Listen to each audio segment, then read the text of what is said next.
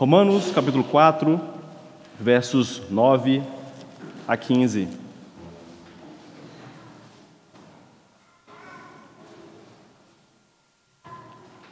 Assim diz a palavra do Senhor. Vem, pois, esta bem-aventurança exclusivamente sobre os circuncisos, ou também sobre os incircuncisos? Visto que dizemos, a fé foi imputada a Abraão para a justiça. Como, pois, lhe foi atribuída? Estando ele já circuncidado ou ainda incircunciso? Não no regime da circuncisão, e sim quando incircunciso. E recebeu o sinal da circuncisão como selo da justiça da fé, que teve quando ainda incircunciso, para vir a ser o pai de todos os que creem, embora não circuncidados, a fim de que lhes fosse imputada a justiça. E pai da circuncisão, isto é, daqueles que não são apenas circuncisos, mas também andam nas pisadas da fé que teve Abraão, nosso pai, antes de ser circuncidado. Não foi por intermédio da lei que Abraão ou a sua descendência coube a promessa de ser herdeiro do mundo, e sim mediante a justiça da fé. Pois se os da lei é que são os herdeiros, anula-se a fé e cancela-se a promessa, porque a lei suscita a ira, mas aonde não há lei, também não há transgressão. Até aqui a leitura da palavra do Senhor. Oremos mais uma vez. Santo e tão bondoso Deus, estamos diante da Tua palavra, rica, Deus, luz para o nosso caminho. Fale ao nosso coração, meu Pai, como o Senhor já está falando. Derrame o Teu entendimento sobre nós nessa manhã. Tire de nós qualquer distração, qualquer pensamento que não pertença a esse momento, meu Senhor. E nos permita sairmos daqui, ainda mais na conformidade da imagem do Teu Filho. Fale conosco, meu Pai, esse é o nosso pedido. Assim nós oramos em Cristo Jesus, o Teu Filho. Amém. Amado irmão, você conhece a expressão de alguém dando uma carteirada? Você já presenciou ou já ouviu esse relato de alguém dando uma carteirada? Pois bem, nós estamos em dias de homens depravados, homens que tentam sempre fugir das suas responsabilidades. E não é de hoje que, quando surgem situações complicadoras, as pessoas tentam sair delas por simples fato de ocupar algum cargo na sociedade. Elas tentam obter para si privilégios que não possuem, simplesmente pelo fato de ter X ou Y status diante da sociedade. Quantos são os tristes relatos de políticos que tentam sair de alguma blitz de trânsito ou de alguma briga, dizendo aquela famosa frase, você sabe com quem está falando? Essas pessoas tentam trazer para si privilégios que elas não têm. Será, meus irmãos, que as coisas são assim? Será que deter certa posição ou certo status dá a essas pessoas direitos que elas não possuem? Certamente não, meu amado irmão. Tal prática vai contra a lei de abuso de autoridade. Por que eu estou dizendo essas coisas? Pois me parece, nós vamos ver nessa manhã, que o apóstolo Paulo está lidando com pessoas muito parecidas com essas que nós vemos em nossos dias, de pessoas que acham que pelo simples fato de pertencer a uma nação, ter um status, elas já são salvas automaticamente. O público de Paulo, os judeus, achavam que por ser simplesmente judeus, já era a garantia de que seriam salvas. Mas Paulo, meu amado irmão, irá dizer a nós que a justiça que é requerida para nós, para a nossa salvação, é somente pela fé nos méritos de Cristo, não uma simples carteirada de ser judeu.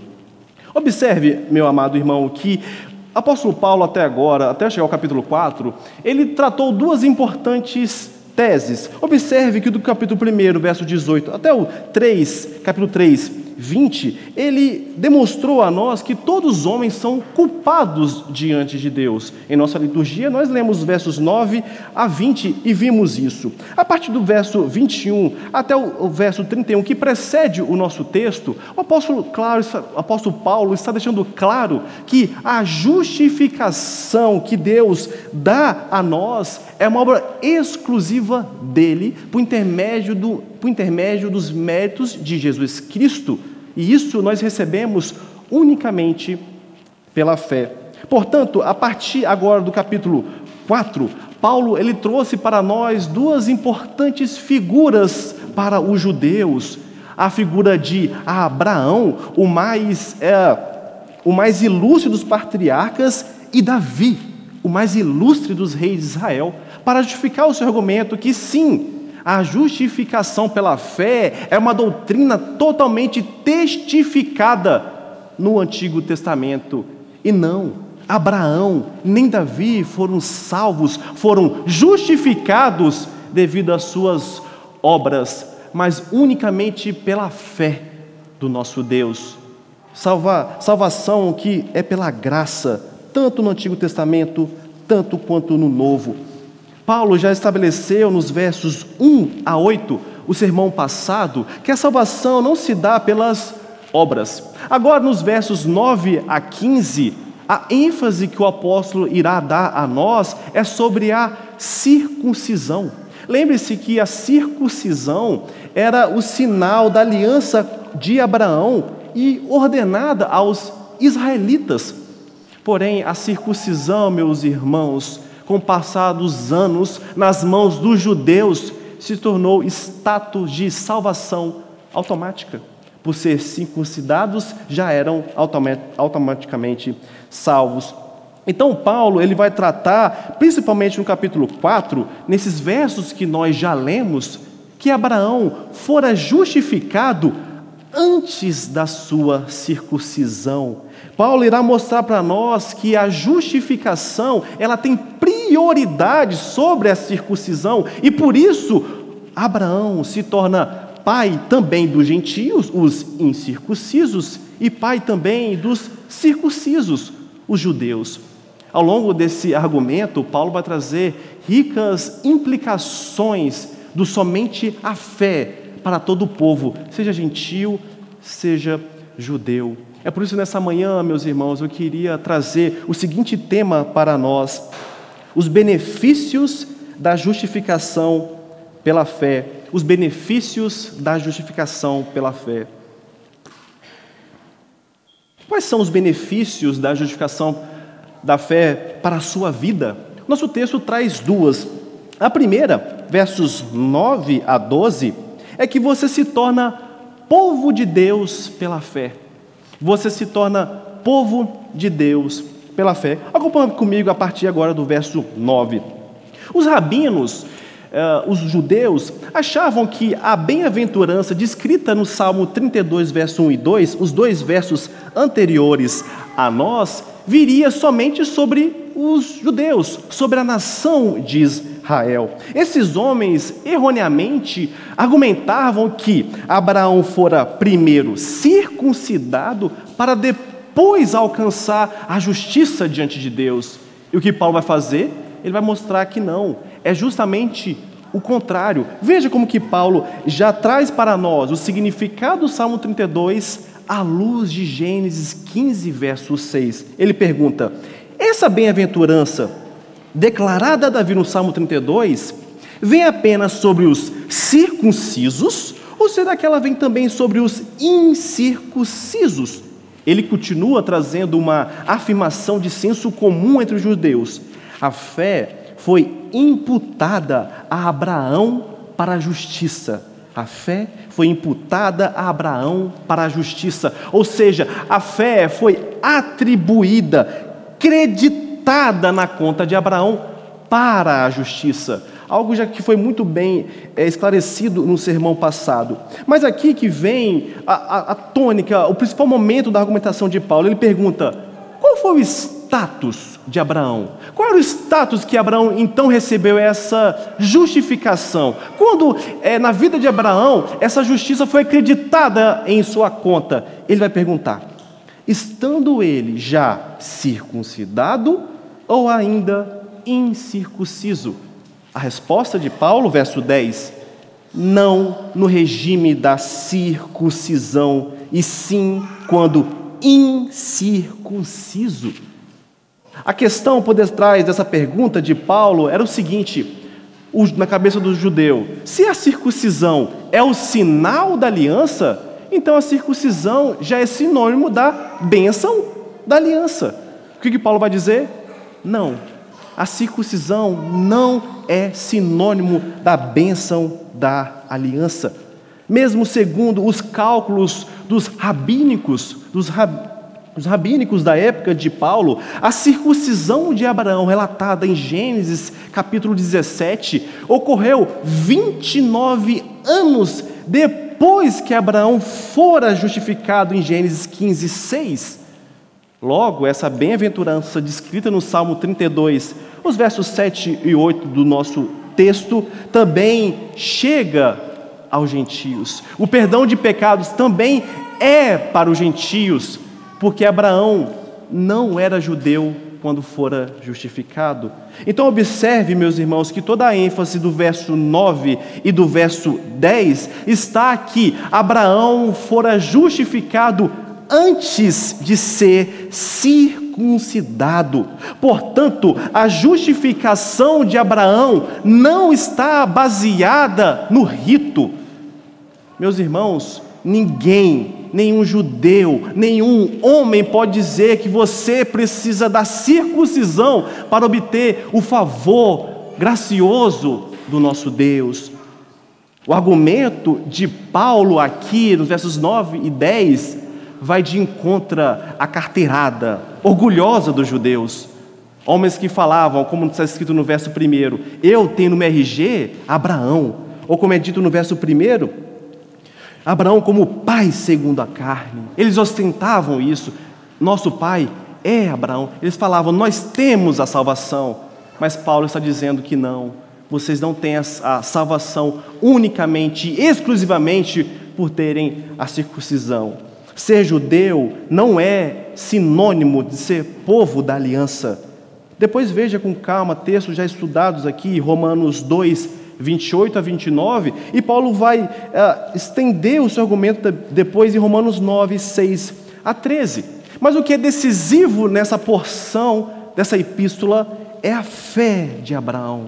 O que está sendo colocado em destaque nesse momento é a fé de Abraão, não a sua circuncisão. Todo o capítulo 4 está falando sobre a fé tendo primazia sobre as obras e agora também sobre a circuncisão. Assim, meus irmãos, na questão da justificação, na questão da fé que leva à justificação, a circuncisão não serviu nem de fator, nem de circunstância condicionante. Abraão não foi circuncidado para ser salvo, mas porque era salvo. Então, qual seria a aplicação direta para os seus leitores que estavam recebendo essa carta do apóstolo Paulo? Os gentios, os não circuncidados, também têm direito às bênçãos celestiais, quanto os judeus circuncisos. Abraão se torna pai de todos os crentes, meus irmãos, gentios ou judeus. Você se torna povo de Deus pela fé nesse Deus. É somente esses, segundo Gálatas 3:7, que são os filhos de Abraão. Você é povo de Deus quando você tem a mesma fé em Deus que o servo, o patriarca Abraão teve no passado. Mas qual a importância da circuncisão, amados irmãos? Algum significado da circuncisão para o povo cristão é o que Paulo vai tratar agora nos versos 11 e 12, dizendo para nós que sim, a circuncisão, ela atua como sinal e selo da justificação. Paulo está abordando essa questão de forma muito sábia. Ele é o autor inspirado pelo nosso Deus.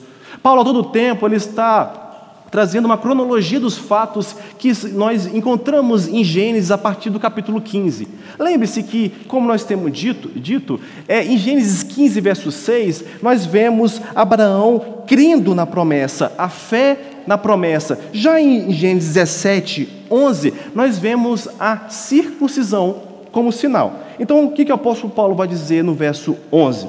Ele diz: e recebeu Abraão o sinal da circuncisão como selo da justiça da fé que teve quando ainda incircunciso.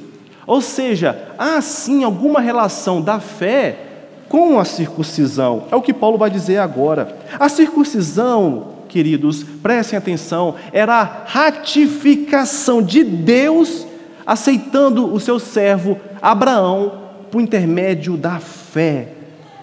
Deus estava falando: eu aceitei você, Abraão, servo meu, por conta da sua fé, unicamente por conta da sua fé. E essa aceitação também é estendida a todos que não são circuncidados. Pois se primeiro houvesse de fato o sinal da circuncisão para depois a justificação, ok, os judeus até poderiam levantar os seus argumentos, só que a ordem não foi dessa forma. Deus salvou Abraão pela fé, para que todos os que creem em Deus, mesmo sem a circuncisão, pudessem ser justificados dos seus pecados. Ao exigir a condição da circuncisão, os judeus estavam confundindo o sinal com a realidade. Depois confira em Atos 15, verso 1, quando os judeus tiveram essa prática de exigir dos crentes não judeus a marca da circuncisão. Houve uma confusão, uma séria confusão. Então observe que a circuncisão, ela é um sinal e um selo da justificação, mas ela não é a justificação. Por tal razão, Paulo vai continuar dizendo que Abraão não é somente pai dos segundo a carne, os dos circuncidados, mas ele é pai de todos os que creem. Isso quer dizer o quê? Que todos os gentios, então, têm como pai também Abraão, imitam Abraão. É por isso que Paulo, no final do verso 11, vai dizer: a fim de que a justiça fosse atribuída também a eles. A eles quem? Os gentios. Todos esses crentes, mesmo não tendo a circuncisão, desfrutarão diante de Deus da mesma justificação que Abraão desfrutou. Isso unicamente pela fé. No verso 12, Paulo ele vai definir o propósito de Abraão ter recebido esse selo. Ele vai dizer: para que ele se tornasse o pai tanto dos circuncisos quanto dos incircuncisos. Então observe, se a circuncisão não era um obstáculo para a fé, para a justificação, nós também não devemos supor que a circuncisão seria uma desvantagem. Para o judeu não é isso. O judeu não será prejudicado da sua circuncisão. É por isso que no verso 12, Paulo vai dizer que Abraão é o pai da circuncisão. Porém, ele volta a reafirmar aquilo que ele está dizendo, que é igualmente necessário, que não é a circuncisão que torna alguém filho de Abraão. Olha o que ele vai dizer no verso 12: daqueles que não são apenas circuncisos, mas também, olha o condicionante, andam nas pisadas da fé que teve Abraão, nosso pai, antes de ser circuncidado. O verso 12, ele deixa muito claro, meu irmão, que Abraão é nosso pai na fé, somente de todos aqueles que andam nos seus passos, seguem o seu exemplo de fé, seguem a sua conduta. Não importa se nós não somos mais judeus, essa fé no nosso Deus se aplica a todos os povos e nações fora da nação judaica. Para termos Abraão como pai, para sermos justificados diante de Deus, é requerido de nós a fé em nosso Pai. Quero trazer duas aplicações nesse momento, meus irmãos. A primeira delas é que todos, pela fé, têm acesso à justificação, que é o grande tema do capítulo 4. Observem que Abraão não é a figura central do capítulo 4, nem Davi é a figura central aqui. Deus é a figura central. Cada parte da história de Abraão, cada parte da nossa história é dom de Deus, de um Deus amoroso, de um Deus gracioso, que justifica o homem apesar dos seus pecados, unicamente por intermédio do sacrifício do seu Filho. Muitas pessoas hoje, meus irmãos, acham que pode ser como judeus. Muitas pessoas acham que a salvação se dá por estritamente um status ou uma posição. Há muitos irmãos que acham, não, eu já pertenço a uma igreja, eu frequento uma igreja, eu já sou salvo. Muitos irmãos acham, não, meus pais são crentes, eu fui batizado na infância, eu já sou salvo.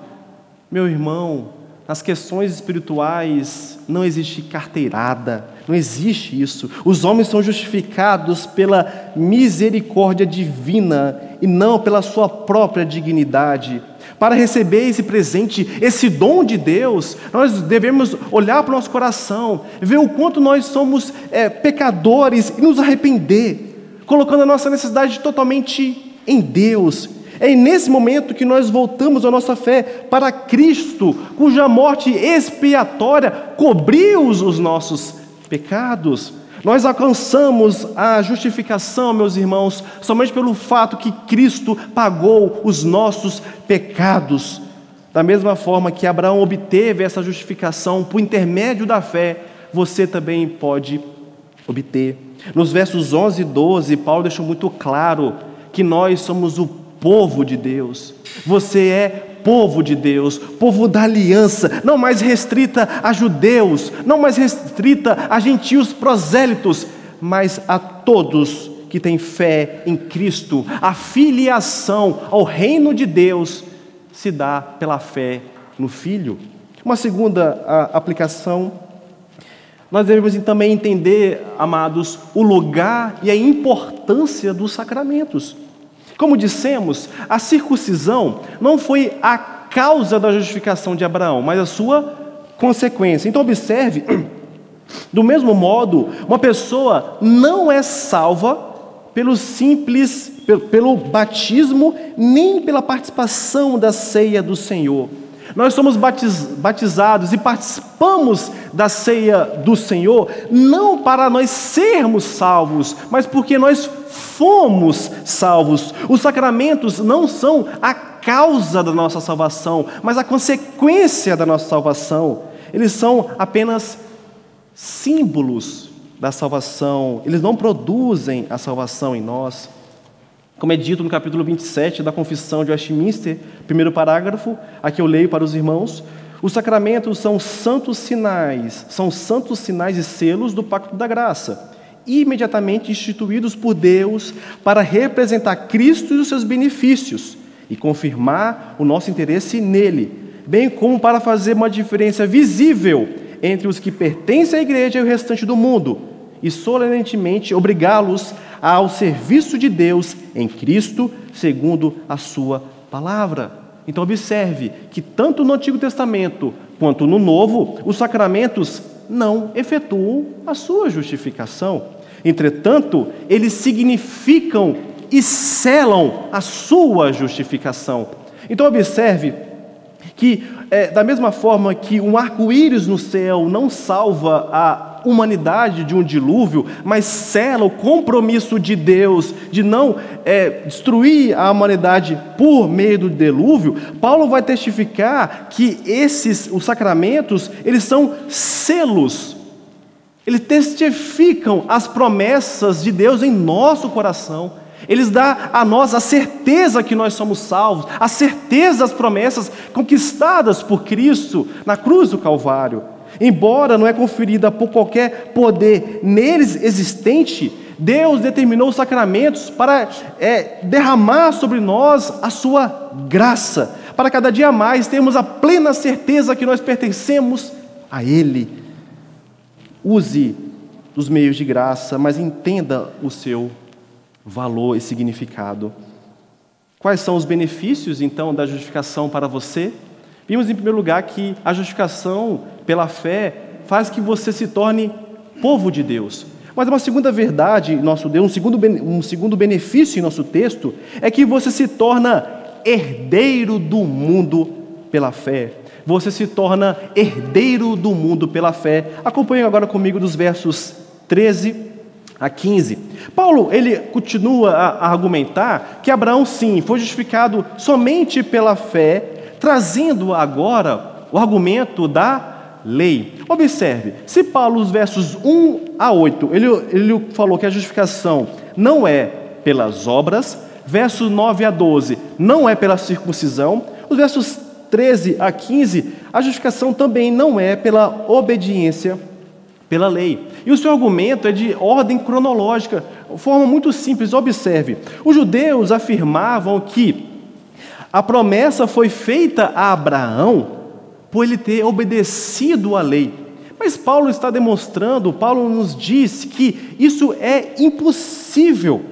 Não tem como, pois a lei só foi dada aos judeus 430 anos depois que a promessa fora dada a Abraão. Confira Gálatas 3, 16 a 18. Então, não tinha lei para Abraão observar, a lei não havia sido dada. Pelo contrário, Deus fez a promessa ao seu servo Abraão por causa da justiça em decorrência da fé do seu servo. É por isso que ele vai dizer no verso 13, mediante a justiça da fé. O que Deus disse a Abraão não foi o seguinte: obedeça e eu te darei uma promessa. O contrário, eu te abençoarei. Creia então na minha promessa. Paulo aqui, meus irmãos, nesses três finais versos, está colocando mais uma antítese em jogo aqui: a promessa de Deus e a lei. E por que isso? Porque lei e promessa, elas não podem funcionar simultaneamente. Mas o que é exatamente essa promessa que nós temos mencionado? Qual é essa promessa que Paulo tem em questão? Paulo diz que Abraão seria o herdeiro do mundo. Herdeiro do mundo, essa expressão, nós não encontramos ela em Gênesis. Em Gênesis nós vemos quais eram as promessas a Abraão. Abraão teria muitos descendentes, Abraão seria uma fonte de bênção às nações, Abraão e sua descendência herdariam uma terra prometida. Mas herdeiro do mundo, essa expressão, ela atinge o seu significado, o seu ponto de vista nos efeitos universais da vinda do Messias. Então veja, Abraão e a sua descendência herdaria o mundo pela vitória que Cristo obteve. Como nós vemos em Gálatas 3, verso 16, Cristo é o descendente real. Cristo é aquele que as promessas foram feitas e foram cumpridas. Gálatas 3, 29 acrescenta: e se vocês são de Cristo, então são descendentes de Abraão, herdeiros segundo a promessa. Então observe que as promessas feitas a Abraão, de uma descendência, de uma nação, são plenamente cumpridas unicamente pela vitória de Cristo Jesus. É em Cristo Jesus que essa promessa não só é cumprida, mas é expandida, incluindo agora os gentios no povo de Deus, por meio do Evangelho. Abraão e os seus descendentes são herdeiros de Deus e co-herdeiros com Cristo, uma promessa já conquistada, mas uma promessa que terá sua plena consumação na segunda volta do Rei Cristo Jesus. Verso 14, Paulo ele vai continuar, há mais um pois, há mais uma nota explicativa, esclarecendo o porquê das promessas não podem ser obtidas em decorrência da lei. Paulo agora ele levanta a seguinte questão: como que alguém consegue alcançar a promessa seguindo prescrições legais? É possível isso acontecer? É no mérito que se alcança a promessa? O que aconteceria? Ele diz: anularia o lugar da fé e cancelaria a promessa que Abraão recebeu. Anula-se a fé e cancela-se a promessa. Se dependesse de Abraão, não teria fé nem promessa a ser dada. Gênesis 15:6 se tornaria apenas uma promessa de salvação ao estilo de vida judaico. Abraão seria somente o pai dos judeus e não de todos. Nós não seríamos herdeiros do mundo se não tivéssemos em nosso RG uma descendência judaica. No verso 15, Paulo explica o motivo que a lei não pode completar a promessa e nem produzir herança. Olha o que ele vai dizer: a lei suscita a ira e não a herança. O propósito da lei, amados irmãos, não era salvar, mas revelar a ira de Deus por causa dos pecados dos homens. Portanto, nem Abraão, nem qualquer outro homem foi salvo em decorrência de ter guardado a lei de Deus, mas somente pela fé. Como já foi dito, a lei e a promessa, elas não são coisas que andam juntas. Se a herança dependesse da lei, já não dependeria da promessa de Deus.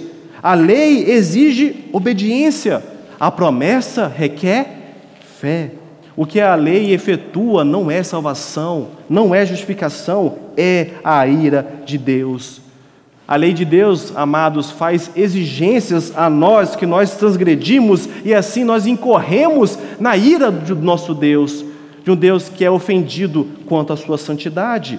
Mas a graça de Deus faz promessas no qual nós confiamos, e é na graça de Deus que nós obtemos as bênçãos de Deus, como o apóstolo vai discorrer a partir do verso 16.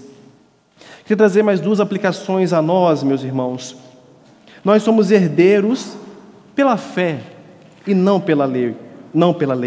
Nós somos herdeiros pela fé e não pela lei. Se nós pudéssemos receber as dádivas de Deus, a parte da fé, por nossas obras, nossas conquistas, nossos méritos, com efeito, nós estaríamos esvaziando o conceito do que é fé. A fé, meus irmãos, é a causa instrumental da nossa justificação. A fé e não a obediência à lei é que nos concede a salvação. Essa questão era importante nos dias de Paulo, mas ainda continua importante em nossos dias. Há muitas pessoas que vivem suas vidas baseadas naquilo que elas estão fazendo, nas suas obras, nas suas conquistas, nos seus méritos, e não naquilo que elas creem. Elas esvaziam a fé e enaltecem a obra, os méritos, a lei. Se nós procurarmos basear nossa salvação em nosso mérito, amado irmão, a única coisa que nós iremos encontrar é a ira de Deus. Dependemos da sua graça, é pela fé e não pela lei. Uma segunda aplicação: ser herdeiro é entender o papel da lei. Observe, se Deus não tivesse colocado qualquer limite, qualquer ordenança para nós viveríamos como se fosse autônomos. Nós vivemos uma sociedade, meus irmãos, que visa banir o conceito do pecado, que visa banir o conceito que nós somos de fato restritos em algumas ações. Nós seríamos livres para fazer o que nós desejaríamos, mas as coisas não funcionam assim. No breve catecismo, meus irmãos, de Westminster, há uma definição muito importante para nós do que é pecado. A pergunta 14, o que é pecado, diz: pecado é qualquer falta de conformidade com a lei de Deus, ou qualquer transgressão dessa lei. Isso resume tudo. Você já viu essas placas de aviso, entrada proibida, zona proibida? O que acontece se você adentrar esse ambiente? Você está passível de disciplina, você está passível de alguma multa, de algum encargo. Isso que nós aprendemos na lei, o que Deus exige de nós, quais são os nossos limites, aquilo que nós não podemos fazer, e por quê? Não é a vontade de Deus. Foi Ele que nos fez, meus irmãos, é Ele que nos dirige, e Ele que é soberano sobre nós. Então não há nada mais natural que um Deus justo, que um Deus amoroso expresse para nós a sua lei, a sua vontade. Quando nós quebramos, então, a lei de Deus, o problema não está por quebrarmos algo que é abstrato, a lei. Não. Quando nós quebramos a lei, é uma questão pessoal que está envolvida. Quando nós quebramos a vontade do nosso Deus estampada nas suas leis, estampada nas Escrituras, nós vamos de encontro contra aquele que é o próprio autor da vida, aquele no qual a lei pertence. A lei foi dada para você saber quais são os seus limites, como você deve viver essa vida que você está debaixo da graça de Deus, que é o que Paulo vai continuar a explicar a partir do capítulo 6, verso 15, que vida na graça não é uma vida sem freios, uma vida libertina, mas sim uma vida seguindo as ordenanças deixadas pelo nosso Deus. É por tal razão, meus irmãos, porque quando nós quebramos a lei de Deus, uma questão pessoal, é que o pecado ele se torna algo grave diante do nosso Senhor. A sua vontade está sendo quebrada, a sua santidade está sendo ofendida. É por isso que a justificação continua a ser por fé, pois não há nada em nós que consiga aplacar a ira de um Deus que está irado contra os pecados da humanidade. É por tal razão, meus irmãos, que Cristo é fundamental para a nossa justificação. Ele é o mediador da aliança. Abraão creu nessa promessa. Nós devemos crer nessa promessa. E no dia de amanhã nós devemos também crer nessa promessa. Em nenhum outro há salvação, pois tampouco há qualquer outro debaixo do céu, dado entre os homens, pelo qual devamos ser salvos. A semente prometida a Abraão, segundo Gálatas 3,16, é Cristo. E o que se identificam com Cristo são herdeiros do mundo. É nos méritos de Jesus Cristo, meus irmãos, que nós temos a redenção. É nos méritos do Filho obediente e temente em tudo é que nós temos acesso à vida eterna. É em Cristo Jesus, por intermédio da sua obra, que nós somos justificados diante de Deus. Eu concluo, meus irmãos, dizendo que Paulo nos lembra dos ricos privilégios que nós temos por sermos justificados única e exclusivamente pela fé. Você se torna povo do Senhor, povo dele, e você se torna o herdeiro do mundo. Creia nisso, viva por isso e lembre-se, é em Cristo que todas essas coisas são obtidas unicamente pela fé. A Ele seja dada a glória. Amém.